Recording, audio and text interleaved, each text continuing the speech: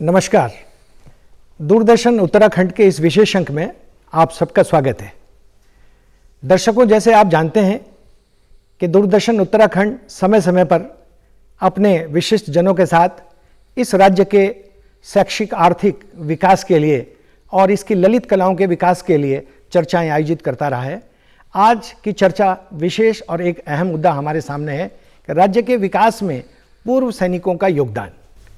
जैसा आप जानते हैं और हम सब भी जानते हैं कि इस राज्य में अगर हम कहें कि युवाओं के बाद जो सबसे बड़ी तादाद है वो हमारे पूर्व सैनिकों की है, और एक इतना बड़ा विशाल समुदाय ह्यूमन रिसोर्स के रूप में हमारा पास उपलब्ध है। यदि हम उसका उपयोग इस क्षेत्र के, इस नवोदित राज्य के आर्थिक विकास में लगा सकें तो निश्चित रूप से हमारा ये राज्य देश के अग्रणी राज्यों में शामिल हो सकता है। आज की इस चर्चा में स्टूडियो में हमने जिन विशेष मेहमानों को आमंत्रित किया है उनका मैं आपसे परिचय करा दूं। मेरे ठीक बाईं ओर कर्नल डॉक्टर डीपी ढिमरी साहब बैठे हैं। आप एक शिक्षक भी रहे हैं, एक इंजीनियर भी रहे हैं, और अवकाश प्राप्त करने के बाद आप इस समय अपनी एक सामाजिक संगठन के माध्यम से एक स्किल डेवलपमेंट का काम कर रहे हैं। ठीक मध्य में श्री प्रकाश थपलियाल जी बैठे हैं, जो नेवी के एक अधिकारी रहे हैं और पूर्व सैनिक संगठन उत्तराखंड के महामंत्री इस समय हैं। डॉक्टर कर्नल हरिराज सिंह जी हमारे बीच उपस्थित हैं, जिन्होंने इको टास्क के रूप में इस हिमालय के क्षेत्र में एक अभूतपूर्व काम किया है, एक स्वैच्छिक संगठन के रूप में भी। मैं कह सकता हूं कि अवकाश प्राप्त करने के बाद ये तीनों व्यक्ति उत्तराखंड के आर्थिक और सामाजिक विकास के साथ साथ इस राष्ट्रीय जीवन की मुख्य धारा में भी हमारे युवाओं को सम्मिलित करने की दिशा में एक महत्वपूर्ण काम कर रहे हैं। आप सभी महानुभावों का आज की चर्चा में स्वागत है, और मैं आज की इस चर्चा को प्रारंभ करूं। सबसे पहले कर्नल डिमरी जी, आपका स्वागत करता हूं। आज जबकि हम लोग एक नवोदित राज्य में इस राज्य को संवारने में लगे हुए हैं और एक इतनी बड़ी तादाद हमारे पास पूर्व सैनिकों की है, जिसके लगभग 4 लाख से ऊपर, लेकिन अवकाश प्राप्त करने के बाद और आप जिस तरीके से युवाओं का कौशल विकास और उद्यमिता विकास दोनों कार्य एक साथ करके देख रहे हैं, किस रूप में आप देखते हैं उत्तराखंड के आर्थिक विकास में इन दोनों कार्यक्रमों को? सैनिक एक योद्धा होता है। योद्धा खाली शरीर से ही बुद्धि से और कौशल से भी योद्धा होता है जी। आप एसएसबी क्लियर कर दो जी, फिर आपको इंटरव्यू देने की जरूरत नहीं है। हम आपका कोई इंटरव्यू लेंगे, हम आपको सिर्फ एब्जॉर्व कर लेंगे। मतलब इतनी जो हमारे सैनिक जो है इतने सर्वांगीण होते हैं, सब कलाओं में दक्ष होते हैं, हर तरह से सब होते हैं कि उनको कोई उसकी दक्षता या कंपटीशन की या उसकी परीक्षा की जरूरत नहीं है। जी जी। मैं ऐसा समझता हूँ कि सैनिक जो है मैनी इन वन है। मैनी इन वन का मतलब उसमें कई सारे गुण हैं जो कि एक ही बॉडी में, एक ही शरीर में अब समाये हुए हैं। शारीरिक हो, उत्साह हो, निष्ठा हो, ईमानदारी हो, ये तो है ही उसमें। ये तो हमको एकेडमी में या अपने रिक्रूटमेंट सेंटर्स में जहाँ पे हमारी ट्रेनिंग, ये तो कूट कूट के हमारे अंदर भरा दिया जाता है, हमारी पार्ट ऑफ लाइफ बन जाता है। इसके अलावा स्किल, जिस ढंग से हमको ट्रेन किया जाता है, चाहे टेक्निकल, मैं जैसे टेक्निकल हूँ तो मेरे को कंप्यूटर में ट्रेन किया गया, मेरे को बाकी जो मेरे साथी हैं उनको आर्म्स एम्युनिशन में ट्रेन किया गया। हमारे इंजीनियर्स जो ब्रिजेस बनाते हैं, जो टनल्स बनाते हैं, बहुत बड़ी बड़ी टनल्स बनाते हैं, ब्रिजेस ऐसे जो कि जिसको महीनों लग जाते हैं उसको 4-5 दिन में बना के तैयार कर देते हैं। ऐसी ऐसी विहम रोड बना देते हैं जो बड़ी मुश्किल से बनती है, वो वहाँ रोड बना देते हैं। बड़े अच्छे अच्छे ड्राइवर होते हैं। मेरे को पता है जब हम वहाँ पे थे सिक्किम में, क्यांगनोस्ता जैसी जगह, ग्रेडियंट जो है 75 डिग्री होता था, वहाँ पे ड्राइवर चलाता है। डिमरी जी बिल्कुल सही कहा। मैं थोड़ा इसको जानता हूँ कि उत्तराखंड के परिप्रेक्ष्य में जी एक एक्स सोल्जर्स का, अधिकारियों का, और जो खासकर आप स्किल डेवलपमेंट का काम कर रहे हैं, थोड़ा उसके ऊपर ज़्यादा फोकस करेंगे तो ज़्यादा अच्छा होगा। हाँ, मैं उसी में आ रहा था। एक्चुअली मैं जैसे कि बता रहा था कि हमारे जो स्किल्ड लोग हैं, जो एक जैसे कि आर्मी जो है, एक आर्मी, नेवी, एयरफोर्स एक फैमिली की तरह है जी। वहाँ पे है सब टाइप के लोग हैं। वहाँ पे जो है गनर्स भी हैं जो गन चलाते हैं, वहाँ पे दूसरी स्किल के लोग भी हैं, कंप्यूटर वाले भी हैं, तो और चीज़ें हैं।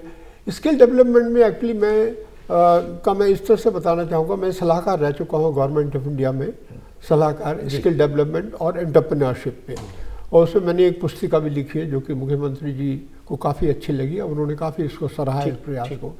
मैं चाहता हूँ कि अपने सैनिकों को, वो पहले से ही ट्रेंड हैं, वो काफ़ी ट्रेन, लेकिन थोड़ा और उनको स्किल डेवलपमेंट ट्रेन किया जाए तो वो बहुत अच्छा उनका उपयोग किया जा सकता है। एंटरप्रेन्योरशिप में ये बताना चाहता हूँ कि देखिए, किसी भी सरकार या किसी भी संस्था के लिए सबको नौकरी देना मुश्किल है जी, बिल्कुल। अतः जी, ये बहुत ज़रूरी है कि एंटरप्रेन्योरशिप को हम अपनाएं जी, और एंटरप्रेन्योरशिप की ट्रेनिंग जो है वो देनी चाहिए, लेकिन इसमें सरकार का बहुत सहयोग चाहिए। जब तक सरकार का सहयोग नहीं होगा तब तक कुछ नहीं होगा। और उपनल और हमारा सैनिक कल्याण विभाग जो है इसमें काम कर रहा है, लेकिन वो सिविल जो हमारी जो गवर्नमेंट ऑफ उत्तराखंड की जो कौशल विकास का जो होती है उसी को पूरा कर रहा है, वही पूरा कर रहे हैं। जी, तो मैं ये चाहता हूँ कि अगर जो सरकार इसमें थोड़ा और सहयोग दे, और हमारे जो सैनिक हैं, एक बात मैं आपको ये बताना था, हमारे सैनिक जो है 35 या 40 की एज में रिटायर हो जाते हैं। अब वो इतने यूथ हैं, ऊर्जा से भरे हुए हैं और एक्सपीरियंस से भी भरे हुए हैं। अगर उनका सदुपयोग किया जाए, उनको सही ढंग से एंटरप्रेन्योरशिप में ट्रेनिंग की जाए तो वो बहुत अच्छा कर सकते हैं। ठीक है डिम्पी जी, फिर दोबारा आपके पास इस चर्चा को आगे बढ़ाएंगे। थपलियाल साहब, आप नेवी के अधिकारी रहे हैं और रिटायरमेंट के बाद भी आप, जैसे मैंने पूर्व में भी कहा कि आप एक सैन्य अधिकारी के साथ साथ एक सामाजिक बहुत प्रेरक व्यक्तित्व भी रहे हैं देहरादून में। हमारा जो अधिकतर सोल्जर है वो 45 साल की उम्र में घर आ जाता है, और एक इतनी बड़ी उसके पास जो एज है, फर्टाइल एज, उसके बाद भी हम उसका उपयोग उस तरह से नहीं कर पा रहे हैं उसका। आप इस ह्यूमन रिसोर्स को किस तरीके से उत्तराखंड के आर्थिक विकास में इस्तेमाल करने के लिए अपने सुझाव देना चाहेंगे? देखिए, पहाड़ आज वीरान होता जा रहा है और पलायन हमारे लिए अभिशाप बन चुका है, और जो जंगल कन्वर्ट हो रहा है पूरा मेरा पहाड़, उसको अगर आबाद करने की किसी के पास क्षमता है तो केवल पुरुष सैनिकों के पास। सबसे बड़ा जो सैनिक जो हमारे यहाँ पे मानव संसाधन है वो पुरुष सैनिक यहाँ पे मौजूद है। तो आपने अभी देखा होगा कि जो मसूरी एक बार बिल्कुल रंगीन तस्वीर जिसकी दिखाई देती थी, आज वो हरी भरी बनी हुई है। वो इको टास्क फोर्स भी पुरुष सैनिकों की एक बड़ी भारी देन है। इसी तरह से अगर हम, जैसे हमारा उपनल बना, और उपनल को हम चाहते थे कि उपनल को पहाड़ के विकास से जोड़ा जाए, केवल उनको एक सुरक्षा गार्ड की तरह ही नहीं, बल्कि जो आज हमारे बंजर खेत हो रहे हैं, और बंजर खेत और जो हमारे हॉर्टिकल्चर में हम पीछे हट रहे हैं, मत्स्य पालन हमारे युवा नहीं कर पा रहे हैं, उनको अगर कोई कर सकता है बहुत अच्छे ढंग से तो पुरुष सैनिक कर सकता है, क्योंकि वो एक अनुशासित है, वो उसके पास उसकी जो स्वास्थ्य है वो बहुत बढ़िया है। तो इसके चलते हमारी सरकारों को ऐसी योजना बनानी चाहिए कि जो मानव संसाधन के रूप में पूर्व सैनिक को ये उत्तराखंड में लाया जाए। और उपनल के माध्यम से हमने प्रयास किया था जब ब्रिगेडियर पटवाल यहाँ पे CMD थे, और माननीय जनरल TPS रावत का एक सपना था, और उस सपने को उपनल के माध्यम से उन्होंने यहाँ पे दिया था। तो हम चाह रहे थे कि उपनल की हर जिला में एक इकाई बने, और वो उनका एक्सटेंशन ब्लॉक तक हो, और वहाँ पे जो पुरुष सैनिक हमारे गांव में कुछ काम नहीं कर पा रहे हैं उनको काम पे लगाया जाए, मुर्गी पालन पे लगाया जाए, उनको हॉर्टिकल्चर में लगाया जाए, मत्स्य पालन में लगाया जाए। क्योंकि पुरुष सैनिक का एक वीकनेस है, वो अपने आप नहीं करता, उसको एक ऑर्डर चाहिए, और बिकॉज उसने जिंदगी भर जो भी सर वहाँ किया ऑर्डर्स के साथ किया। और अगर हम वही सिस्टम अपने उत्तराखंड में विकसित कर दें तो ये उत्तराखंड जो आज हम विकास के लिए त्रस्त नजर आ रहा है, फिर से आबाद होने की पूरी संभावनाएं इसके अंदर हैं। ठीक है थपलियाल साहब, आपने बहुत विस्तार से इस पर चर्चा की। डॉक्टर हजाज जी, आप तो मल्टी डायमेंशनल एक सोशल वर्कर के रूप में भी हमारे सामने है, इको टास्क के रूप में भी जिस तरह से मसूरी और इस देहरादून की हरियाली के लिए काम किया। इस रेस्पिना को भी पुनर्जीवित करने के लिए हमने सुना है कि आपके और आपके संगठन ने बहुत काम किया है। हम चूंकि इस चर्चा को इस रूप में देखना चाहते हैं कि हम इस राज्य के आर्थिक विकास में किस तरीके से अपना योगदान करें, सरकार को हम किस तरह के अपने रिकमेंडेशंस, अपने जो सुझाव दे रहे हैं वो क्या हो कि ताकि हम अपने पूर्व सैनिकों को उसमें विशेष रूप से जोड़ सकें।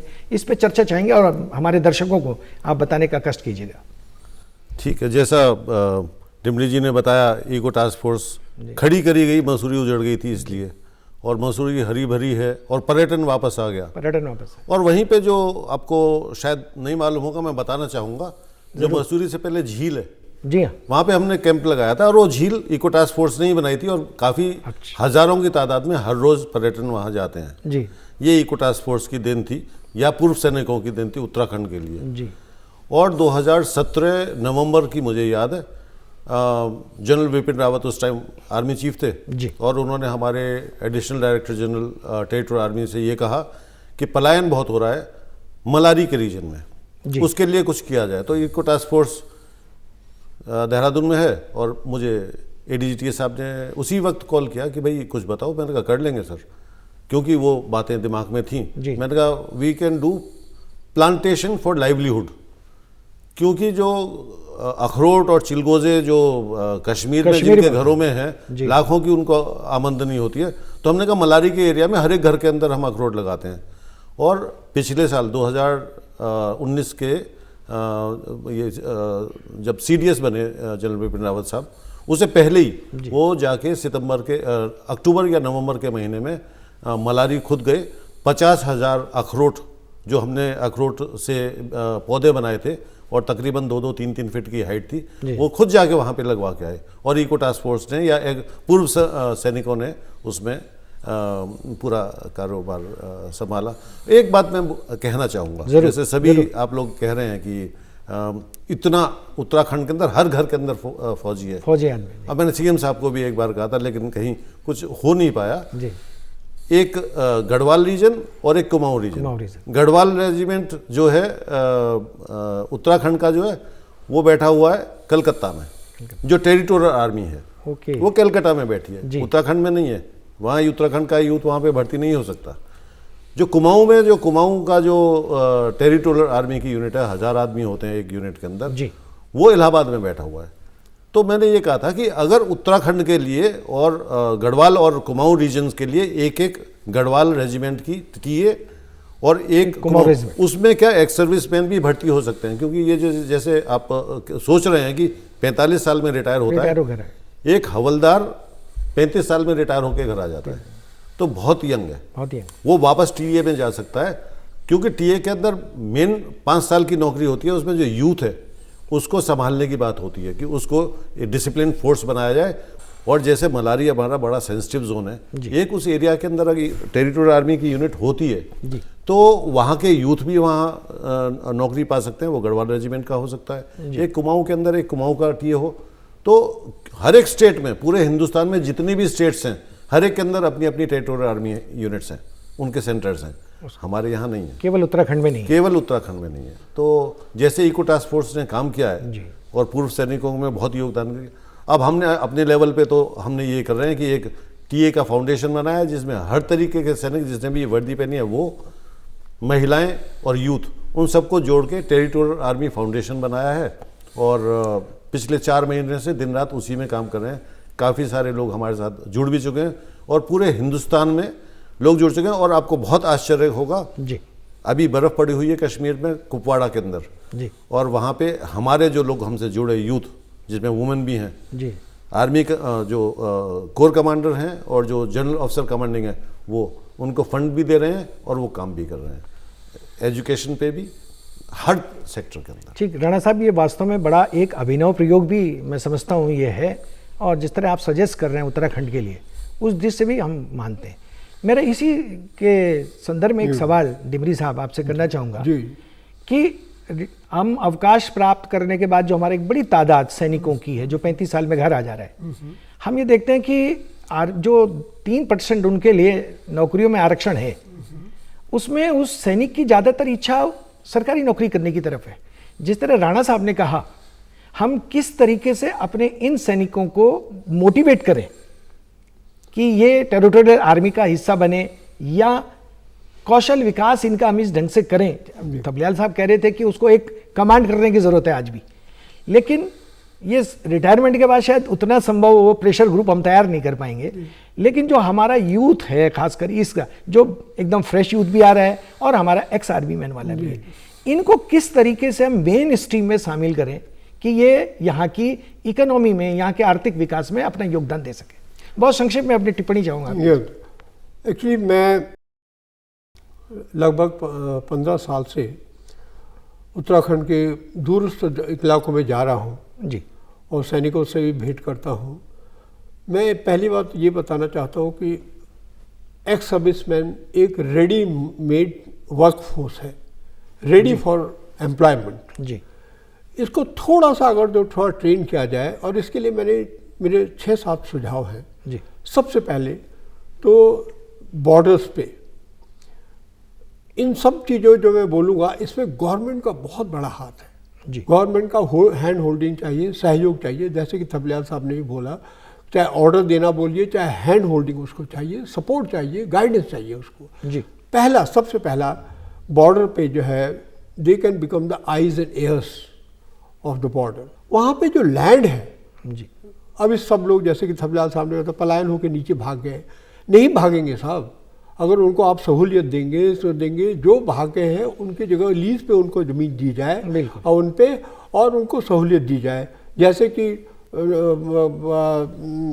वो है अंडमान निकोबार में है, वहाँ कोई नहीं जाता था, सिख लोगों को वहाँ बसाया गया। वहाँ पे सिख विलेज है, पहले सिख विलेज है यहाँ पे। सिमिलरली कारगिल में हमें तो पता भी नहीं चला था, वो तो वहाँ के गडरिये जो थे जो वहाँ घूमते थे, वो देवर द आइज एंड ईयर्स। मेरा एक अच्छा प्रपोजल है कि इस किताब में मैंने यही लिखा है, ओरिजिनल चीज़ें लिखी है कि देखो दिल्ली से या बॉम्बे से सर्विस स्टार्ट की जाए, बढ़िया टैक्सी, बढ़िया गाड़ियाँ, एक्स सर्विसमैन ड्राइवर्स, बहुत अच्छे ड्राइवर हैं। तो मैं पिछले आपको कांगनोसरा ले गया था, आपको गैंगटोक ले गया था, इसीलिए क्योंकि ग्रेडियंट बहुत है, हमारे यहाँ भी ग्रेडियंट है, लेकिन मैं वहाँ बैठ चुका हूँ कांगनोसरा में, और मैं ड्राइवर को बोलता है रुक भाई क्या कर रहा है, सर आप चुपचाप बैठे रहो ना। इतने एक्सपर्ट ड्राइवर हैं वो।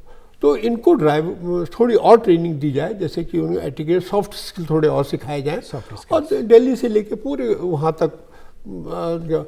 और बीच बीच में मैं चाहता हूँ कि जितने भी इटरीज हैं, जो छोटे छोटे होटल्स हैं, हमारे अपने जो बच्चे हैं जो ASC वाले हैं, ऑर्डिनेंस वाले हैं, ऐसे सर्विसेज वाले जो हैं, उनको थोड़ा ट्रेन किया, अच्छे होटल खोले जाएँ, अच्छे वो ढाबे खोले जाएँ जिसमें लोग हैं। दूसरा, तीसरा मैं ये चाह रहा हूँ हैंड ग्लाइडिंग, पैराग्लाइडिंग, ये सब चीज़ें जो है इसमें ये एक्सपर्ट होते हैं, थोड़ा सा और ट्रेनिंग दीजिए और ये सब कुछ करेंगे, टिहरी झील को आबाद कर देंगे, टिहरी झील को। एक मेरा प्रपोजल ये था, जैसे कि ये आर्टिफिशियल कंप्यूटर्स, मैं सिग्नल से हूँ जी, मेरे अंडर जो काम करते थे NCOs, JCOs, expert, computer expert, वो सॉफ्टवेयर भी बना लेते कभी कभी, तो छोटा मोटा करते, तो सर मैंने ये बना लिया, सुबह को दिखाते थे। तो उनको एम्प्लॉय किया जाए यहाँ पे जैसे है। और मैं ये चाहता हूँ कि तालमेल नहीं हो रहा है कार्मिक विभाग यहाँ का और हमारा जो विभाग, हमारा जो जैसे सोल्जर एसोसिएशन या और सरकार के बीच बेहतर तालमेल बनाने की आवश्यकता नहीं हो रहा है। ठीक है, इस पे मैं चाहता हूँ ये जो हो जाए तो और अच्छा होगा। थपलियाल साहब इसी पे बहुत अच्छी चर्चा को आगे बढ़ाया डिमरी साहब ने, और मैं आपसे चाहूँगा कि हमारा जो आपने खुद भी कहा और कर्नल साहब ने भी कहा, हरिराज सिंह जी ने भी कहा कि हम कृषि और हॉर्टिकल्चर, और खासकर जो हमारा बंजर खेती पड़े हुए और हमारे सैनिक बहुत ज़्यादा है, वो सरकार के पास, आपके पास आने के लिए समय नहीं है, या सरकार के पास आपके प्रपोजल नहीं जा पा रहे हैं, या सरकार के पास आप अपने कुछ प्रपोजल भेजा है कि आपने कि हम इस तरह का काम पूर्व सैनिकों के माध्यम से करवाना चाहते हैं? देखिए, बहुत बार जी हमने इवन जो अभी गंगा का जो सफाई योजना, बहुत बड़ी वो है, सपना है हमारे प्रधानमंत्री जी का कि गंगा हम स्वच्छ हो जी, और पूरा धन झोंक दिया है गंगा सफाई में, लेकिन नमामि गंगे प्रोजेक्ट में जी, और उसमें आपने कभी भी पूर्व सैनिकों की मदद नहीं ली, कभी नहीं, जबकि पूर्व सैनिक इतना सस्ता मानव संसाधन है, इसमें उत्तराखंड सरकार ने महसूस किया है कि उपनल उनके लिए वरदान सिद्ध हुआ, क्योंकि उनको सस्ते में ड्राइवर मिल गए, सस्ते में कर्मचारी मिल गए, और आज वो पूरी की पूरी सचिवालय से लेकर अपना जितनी व्यवस्था, इवन मेडिकल डिपार्टमेंट भी वो उपनल कर्मचारियों के माध्यम से संचालित कर रहे हैं, क्योंकि इतना सस्ता, यानी अगर तुम रेगुलर कर्मचारियों को लो तो बहुत खर्चीले पड़ते हैं, और चूंकि आजकल जैसे आर्थिक व्यवस्था बहुत सिकुड़ती जा रही है सरकारों की, तो इसमें पूर्व सैनिक जिस तरह से इको टास्क फोर्स का निर्माण हुआ, वैसे ही उत्तराखंड में एक विकास टास्क फोर्स का निर्माण हो। और विकास टास्क फोर्स, आपने कहा कि क्या वो उस प्रेशर में, उस अनुशासन में आएंगे? इको टास्क फोर्स अनुशासित हुई, आपने कमांड किया उसको वेरी वेल। और उस जब वो पूर्व सैनिक थे वो, और उन्होंने बहुत ज़्यादा तनख्वाह भी नहीं ली उन्होंने, और बहुत अच्छे रिजनेबल उसमें उन्होंने अपना परिश्रम से पूरा पहाड़ को हरा भरा कर दिया। आजकल बद्रीनाथ में भी वही काम कर रहे हैं।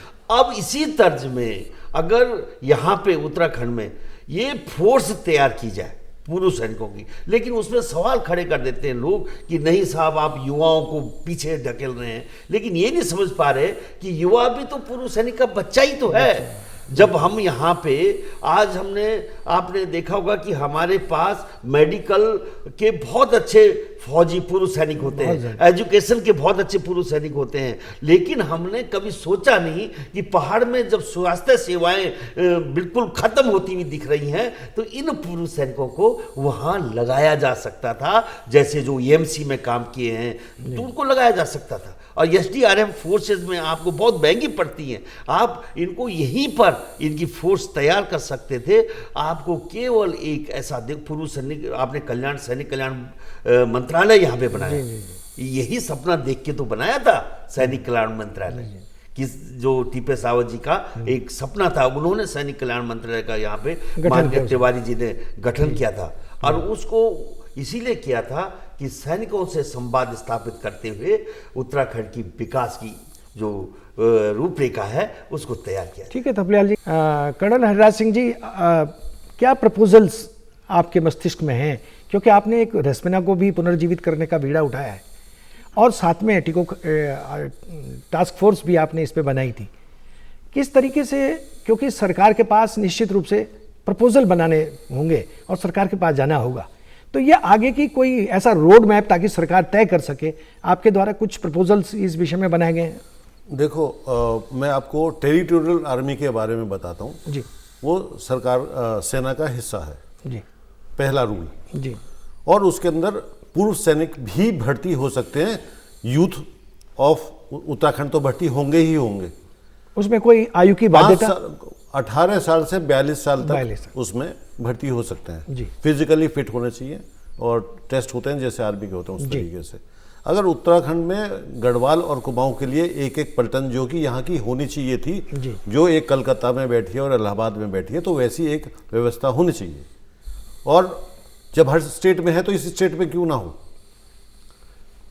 है इको टास्क फोर्स एक दूसरी चीज है, तो वो उसमें एक्स सर्विसमैन भी आएंगे और उसमें यूथ भी आएगा।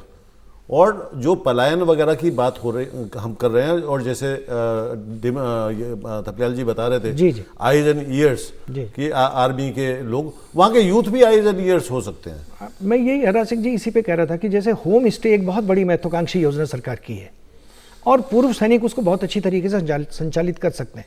आपको क्या लगता है कि कुछ कानूनी अड़चने या नियम कुछ इस तरह है कि हम उनकी सेवाओं को नहीं ले पा रहे हैं इस तरह का? उसमें हम शायद हमारा यूथ आगे नहीं आ रहा है। अभी ये कोविड के टाइम पे काफ़ी लोग वापस आए और काफ़ी लोगों ने ये काम शुरू किया है। नया स्टेट है, नई चीज़ें हैं, नए काम हो रहे हैं। कोल्हापुर स्टेट में मैं पोस्टेड था जी, महाराष्ट्र के स्टेट में कोल्हापुर एक जगह है जी। घर घर वहाँ पे ये काम है। घरगुती एक टेबल रखेंगे, 2 चारपाई पड़ी होंगी, टेबल कुर्सी रखे होंगे, घर का खाना बना के जो भी जा रहा है उसको खिलाते हैं। और ग्रेजुएट और पोस्ट ग्रेजुएट लोग वो चला रहे थे। तो मैंने पूछा नौकरी क्यों नहीं ढूंढते हो? तो उन्होंने कहा घर बैठे अपने बच्चों को भी पढ़ा लेते हैं, और हमें तकरीबन 10,000 15,000, ये मैं आपको 12 साल पुरानी बात बता रहा हूँ। होम स्टे बहुत बढ़िया एक वो है, और यहाँ तो सारा हेल्दी, सारा ऑर्गेनिक, सारा पहाड़ों की चीज़ें दुनिया भर में बिक रही हैं। तो यहाँ तो ये काम बहुत अच्छा चल रहा है। निश्चित रूप से हम ये समझते हैं कि एक वर्क कल्चर पैदा करने की जरूरत है, एक कार्य संस्कृति इस तरह की कि यूथ इसमें आगे आए। हाँ जी। चूंकि समय धीरे धीरे समाप्त हो रहा है, जी। मैं बहुत नेट शल में आपसे डिमरी साहब चाहूँगा कि आप किस तरह का काम युवाओं के लिए कर रहे हैं, उस पर बहुत संक्षेप में टिप्पणी दीजिएगा। नहीं, उससे पहले मैं सैनिक के बारे में ये बताना चाह रहा था, आजकल सैनिक का अनयूटिलाइज है। आजकल सैनिक जो हवलदार वो उनका मतलब है गार्ड ड्यूटी, जो सूबेदार साहब हैं या वो है उनका मतलब सुपरवाइजर, और जो ऑफिसर लगा उसका security agency. That is not army. No, ये डिफेंस नहीं है, ये सब नहीं है। वो बहुत क्वालिफाइड लोग हैं, बहुत टैलेंटेड लोग हैं, जी। उनको यूटिलाइज किया जाए। जैसे कि राजस्थान गवर्नमेंट है, जी। 12% आर रिजर्वेशन इन पुलिस, 12%। बहुत happily 10% reservation in teaching, teachers के लिए 10%। मतलब हमारे यहाँ आजकल इंटर उसके नहीं है, BA MA है ये यूथ है। फिर मैं आपको डिमरी साहब थोड़ा सा चर्चा में थोड़ा थपलियाल साहब से भी एक जल्दी में एक कमेंट इस पे लेना चाहता हूँ इस चर्चा को आगे बढ़ाने के लिए। देखिए, आप प्रधानमंत्री जी का पूरा ध्यान उत्तराखंड की तरफ है। सैन्य धाम बोल के तो उन्होंने हमें गदगद कर दिया, पूरे देश को ये संदेश दिया कि वो उत्तराखंड को एक सैन्य धाम बनाना चाहते हैं। और क्या सैन्य धाम हम उजड़ा हुआ देखेंगे? जिस तरह से वीरान हो रहा है दिन प्रतिदिन, तो इसको अगर पलायन 20 साल में लगातार बढ़ता जा रहा है, अगर इसको रोकना है तो पूर्व सैनिकों का मानव संसाधन को सरकार को उपयोग में लाना होगा, तभी मेरा उत्तराखंड बच सकता है। ठीक, कर्नल साहब एक क्विक टिप्पणी आपकी। मानव संसाधन के अलावा जो इतना संसाधन यहाँ पे है, जैसे पानी सारा बह के चला जाता है, मिट्टी बह के चली जाती है, सिल्ट में चली जाती है। यूथ और एक्स सर्विसमैन जुड़ के बहुत काम कर सकते हैं, पलायन भी रुकेगा, यहाँ के लोगों को रोजगार भी मिलेगा। और ये जो तालाब वगैरह बनाने की जो बात कर रहे थे थपलियाल जी, बहुत बड़ा मत्स्य पालन में मुझे कहीं दिखता नहीं है उत्तराखंड में। पानी, ग्राउंड वाटर रिचार्ज करना यहाँ पे बहुत ज़रूरी है, पानी बचाना यहाँ पे बहुत ज़रूरी है। चीज़ ऐड करना चाहूँगा कि हमारे उपनल और हमारे जो है उनका एक समूह बनाया जाए, जिसमें कि हर एक क्वालिफिकेशन, उसे एक्सपर्टीज क्या है, ये इसका संग्रह किया जाए। और कार्मिक विभाग जो है गवर्नमेंट का, उनसे बराबर तालमेल रखा गया है, किसको कहाँ नर्सिंग की जरूरत है, किसकी रोड इंजीनियर की जरूरत है। तो ये बहुत अच्छा यूटिलाइज हो सकता है हमारा सैनिक। ठीक है दर्शकों, ये आज की चर्चा से ये कुल मिला के एक निष्कर्ष निकलता है कि सरकार और सैन्य संगठनों के बीच अगर बेहतर तालमेल हो, हम एक युवाओं के अंदर एक नई कार्य संस्कृति को पैदा कर सकें, तो निश्चित रूप से हमारे पूर्व सैनिक इस राज्य को समृद्ध बनाने में अपना योगदान दे सकेंगे। और एक बार पुनः दूरदर्शन उत्तराखंड के प्रति भी आभार व्यक्त करता हूं कि उन्होंने इस महत्वपूर्ण चर्चा में हमारे इन महानुभावों को आमंत्रित किया। बहुत बहुत धन्यवाद।